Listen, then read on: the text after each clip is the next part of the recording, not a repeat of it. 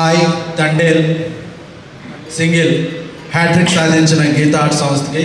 ఎందుకంటే ఆయ్ సినిమా ఒక కాంపిటీషన్లో, ఇండిపెండెన్స్ డే కాంపిటీషన్లో 2-3 పెద్ద సినిమాల మధ్య వచ్చి ఒక విజయం సాధించింది. అదే సక్సెస్ గురించి మాట్లాడుతున్నాం. అలాగే ఫిబ్రవరి డ్రై సీజన్ కూడా బాక్స్ ఆఫీస్ ఫ్రై సీజన్ చేసిన తండేల్ ఒక పెద్ద సక్సెస్.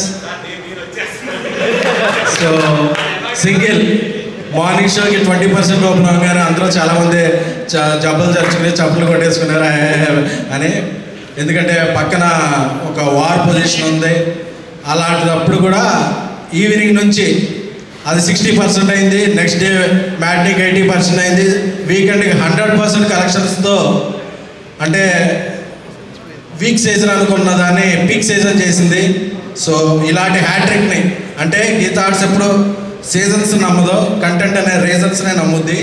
సో అలాంటి ఎటువంటి పరిస్థితుల్లో అయినా అది star content, upcoming stars content, stars లేని కంటెంట్, ఏ కంటెంట్ అయినా సరే గీతా ఆర్ట్స్ సక్సెస్ సాధిస్తుంది అనేది ఈ హ్యాట్రిక్. ఎందుకంటే ఈ మధ్య ఇండస్ట్రీలో సక్సెస్లు తక్కువైపోయినాయి. మన బ్యానర్లో కాకపోయినా మన సంజయ్ ఉన్న ఆఫీస్లో ఎవరిదైనా హిట్ అయినా సరే అది మన హిట్టే అని హ్యాపీ ఫీల్ అవ్వాల్సిన సీజన్ వచ్చేసింది. సో అలాంటి సీజన్లో కూడా ఇండస్ట్రీని యాగం చేస్తూ సో హ్యాట్రిక్ సాధించిన గీతా ఆర్ట్స్ అధినేత మా లైన్ కింగ్ అల్లు అరవింద్ గారికి, సో అలాగే మా సిస్టర్ విజయ్ గారు. ఎందుకంటే గీతా ఆర్ట్స్లో ఎప్పుడూ కూడా ఒక జనరేషన్కి ఒక్కొక్కరిని ఎంకరేజ్ చేస్తూ ఉంటారు బట్ ప్రొడ్యూసర్స్గా. ఎందుకంటే నాకు తెలిసి ప్రపంచంలో ఎప్పుడూ కూడా వాళ్ళ పిల్లల్లో వాళ్ళ చుట్టాలను ఇలాగే చేస్తుంటారు. బట్ ఏ రిలేషన్ లేకపోయినా, మనకి ఏ రిలేటివ్ కాకపోయినా, ఏ ఫీలింగు లేకుండా సో మన వీడికి టాలెంట్ ఉంది అని చెప్పి వాళ్ళ మీద డబ్బు పెట్టి, వాళ్ళ కోసం డబ్బు పెట్టి సినిమా తీసే పర్సన్స్ ఎవరైనా ఉంటే అది గీతా ఆర్ట్స్ అల్లు అరవింద్ గారు. నాకు తెలిసి దేశంలో, ఇండియాలోనే కాదు వరల్డ్లో కూడా వాళ్ళ పిల్లలు, వాళ్ళ రిలేటివ్స్ కాకుండా బయటి వాళ్ళని వాళ్ళ పొజిషన్ ఇచ్చేసి ప్రొడ్యూసర్స్గా ఎంకరేజ్ సంస్థ అనేది నాకు ఎక్కడైతే తెలియదు. సో అలాంటి అరవింద్ గారు మంచి మంచిగా అన్ని హిట్సే వస్తాయి. ఇప్పుడు విద్యా గారు కంటెంట్ రిచ్ ఫిల్మ్స్ పట్టుకుంటూ వరుసగా సక్సెస్ సాధిస్తున్నారు.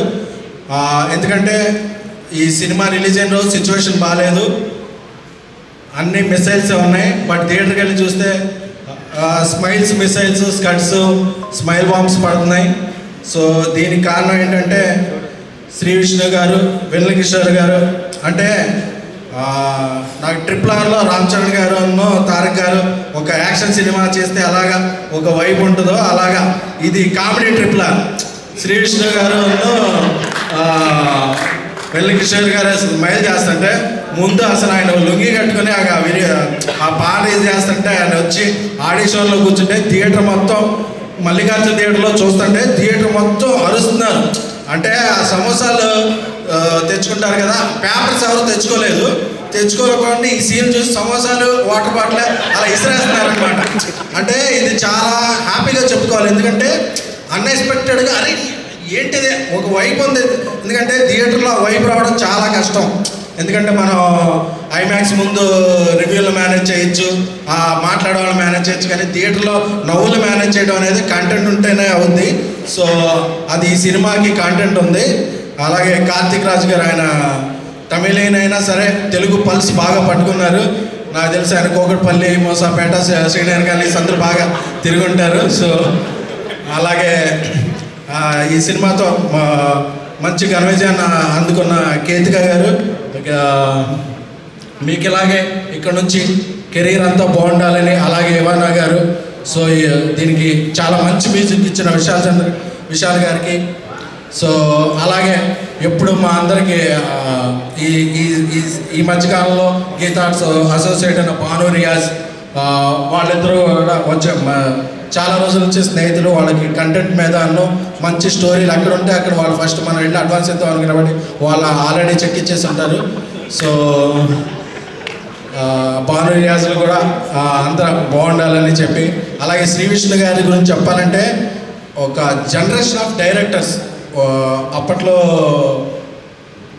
నాగార్జున గారు, తర్వాత నాని గారు, అలాగా కొంతమంది హీరోలు యంగ్ స్టార్స్ని ఎవరి దగ్గర టాలెంట్ ఉందో పట్టుకొని వాళ్ళందరికీ వరుసగా చేస్తుంటే ఆ నెక్స్ట్ జనరేషన్కి వాళ్ళు తీసుకొచ్చిన డైరెక్టర్లు ఎలా ఉంటారు. ఒక పవన్ సాందన్ గారు, ఒక అజిత్ కోహ్లీ గారు, ఒక వివేకాత్రి గారు, ఒక రామ్ అబ్రహం గారు, చాలామంది డైరెక్టర్లు ఇప్పుడున్న దాంట్లో అందరూ ప్రామిసింగ్ డైరెక్టర్లు ఎవరు ఉన్నారంటే వాళ్ళ డెబ్యూట్ సినిమా అన్ని శ్రీ విష్ణు గారు చేసిన సినిమాలే.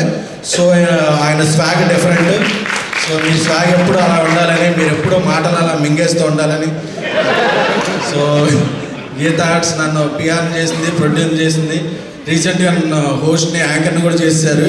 బేసిక్గా అరవింద్ గారికి, విద్యా గారికి ఎవరిని ఎలా వాడాలో తెలుసు. సో మన పిఆర్ బ్రదర్ వంశీ వచ్చి అన్న మిలియన్స్ వ్యూస్ వెళ్ళి అన్న అన్నాడు. మరి కామెంట్స్ కూడా పడుతున్నారా నాకంటే, పర్లేదన్న వైరల్ అయింది కదా అన్నాడు.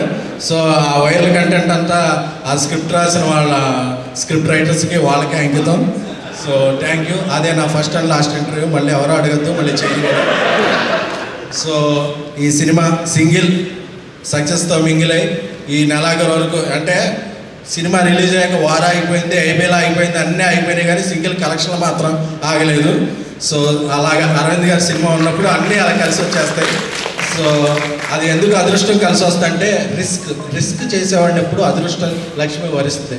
సో అరవింద్ గారు చేసే రిస్క్కి ఎప్పుడు అదృష్టం కలిసి వస్తుంది. సో ఈ సినిమాని ఇంత బాగా ప్రమోట్ చేస్తున్న వంశశేఖర్లో ఇక అందరికీ కూడా, సో ఈరోజు ఇక్కడ స్టేజ్ మీద ఇక్కడ ఉండడానికి కారణమైన మంజుష్ గారు, మీరు పిలిస్తేనే వచ్చాను కాబట్టి thank you. So thank you very much. Thank you.